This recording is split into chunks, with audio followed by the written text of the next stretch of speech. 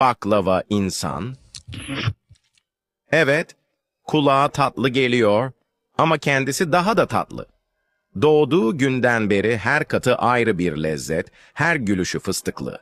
Sabahları çayını içerken, yan masadan gelen bakışları hiç umursamaz.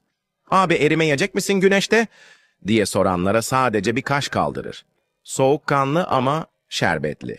Bir gün Galata'da yürürken, bir turist onu parmakla gösterip, "O bir tatlı mı bir insan mı?" dedi. O da çayını yudumladı ve "Ben hem tatlıyım hem gerçek," dedi. Kimse onun kadar hem çıtır hem karizmatik olamaz. Güneş parladıkça daha çok parlar, rüzgar estikçe tatlı bir fıstık kokusu yayılır.